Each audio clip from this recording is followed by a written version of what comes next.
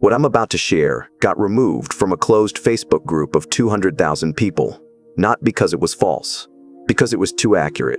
These 8 hidden tactics are used daily by the most magnetic, most untouchable, most quietly powerful people alive. They're not in any book you've read.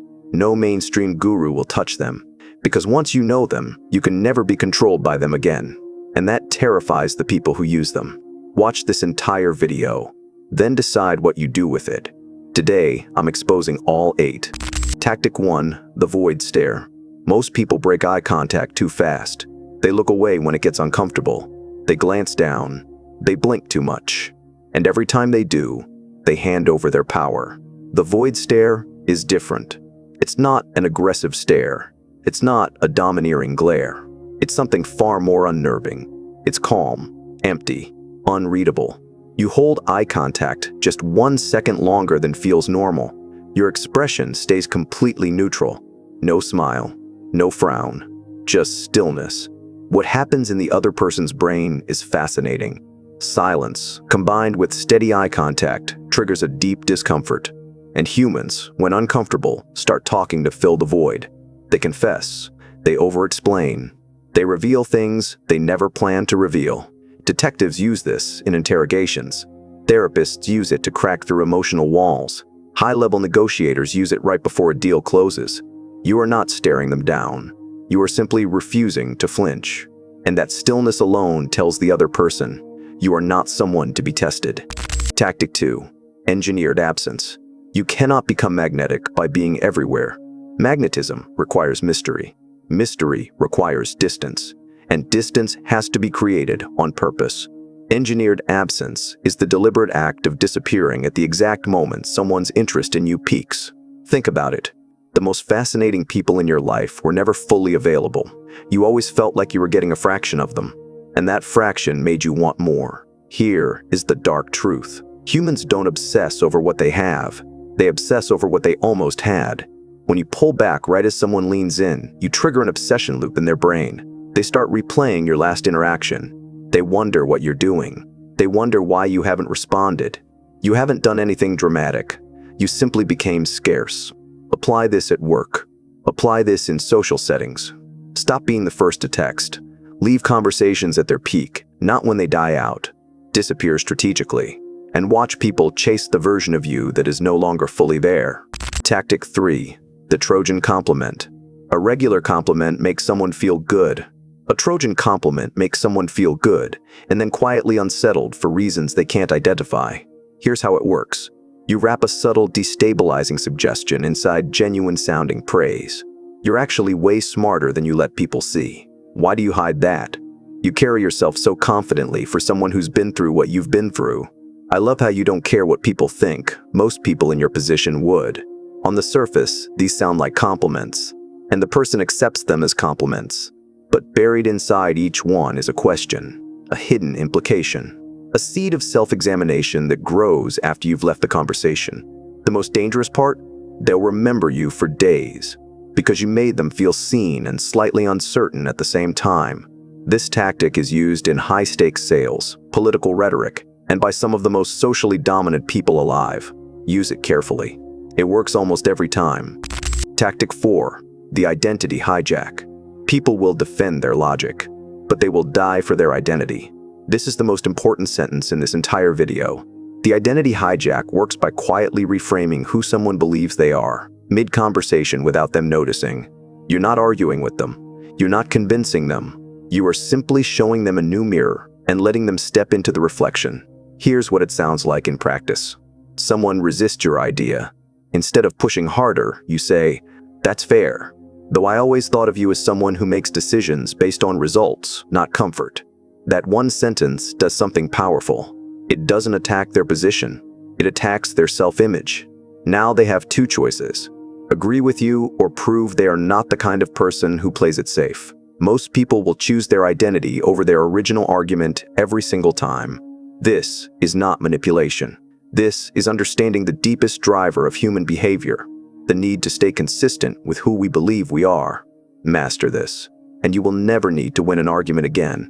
You'll simply make people talk themselves into your position. Tactic 5, the silent verdict. Words are loud, Silence is louder. The silent verdict is the art of communicating judgment without saying a single word. When someone says something questionable, most people react immediately. They agree, disagree, laugh, or push back. The person who has mastered the silent verdict does none of that. They pause. They look at the person with a calm, neutral, slightly knowing expression. One eyebrow might rise, barely. The head tilts slightly, and then they move on without commenting. That's it. But in the other person's mind, an entire courtroom just convened and delivered a verdict. They will spend the next hour, sometimes the next day, wondering what you thought, wondering if they said something wrong, wondering how to get back into your good graces. You said nothing, and yet you said everything. High-status people rarely react loudly to anything. Their restraint is the message. Their silence is the signal. Develop this habit, and people will start monitoring their own behavior around you without you ever asking them to. Tactic 6. Borrowed authority. You don't need to be the most powerful person in the room. You just need to be connected to someone who is. Borrowed authority is the strategic use of association to instantly elevate your perceived status and credibility. It's not name-dropping. Name-dropping is obvious and weak. This is subtler. A mentor of mine who runs one of the top hedge funds once told me something I've never forgotten. I was in a room recently where people who have actually built billion-dollar companies were debating this exact topic. You're not saying you are those people, but you are signaling that you exist in their world, that you have been in those rooms, that you operate at that level. People immediately recalibrate how they see you. Your words carry more weight. Your opinions feel more informed. Your presence feels more credible. Proximity to power is power. Use it intentionally. Tactic 7. Fear seeding. This is the darkest tactic on this list, and the most widely used by people you trust every single day. Fear seeding is the deliberate planting of a subtle, targeted fear, followed by quietly positioning yourself as the only logical solution. It never looks like a threat. It looks like concern. It sounds like a friend warning you. I've heard a few people mention lately that your industry is about to go through a massive shift. Most people won't see it coming. I don't want to worry you, but someone with your profile really should be thinking about this right now. The fear lands softly, but it lands deep. And here's what makes it so dangerous. The person doesn't feel manipulated. They feel grateful. They think you looked out for them. Meanwhile, you become the solution they didn't know they needed. This runs every political campaign ever made. It drives billion-dollar marketing machines. It's the invisible engine behind every guru, every cult, every movement that ever created mass loyalty. The key is subtlety. The second it feels like a threat, it collapses. Plant the seed. Stay patient. Let the fear grow on its own. Then, walk in calm, prepared, and inevitable as the only answer. Bonus tactic. Guilt architecture. Most people try to make others feel guilty by saying it directly. That never works. It creates defense. It creates an argument. It creates distance. Guilt architecture is different. You never accuse. You never demand. You simply arrange words and silence in a way that makes the other person arrive at guilt completely on their own. Here is what it sounds like. No, it's fine. I'll handle it. I always do. Don't worry about me. You had other priorities. I get it. I just expected more, but that's on me for assuming. Notice what happened. You said nothing aggressive, nothing accusatory, but the other person now feels the full weight of what they did, maybe even more than they deserve to. Because guilt, you discover yourself, always hits harder than guilt someone forces on you. This tactic is used by the most emotionally intelligent and emotionally dangerous people alive: mothers, partners, CEOs, manipulators. They don't point fingers.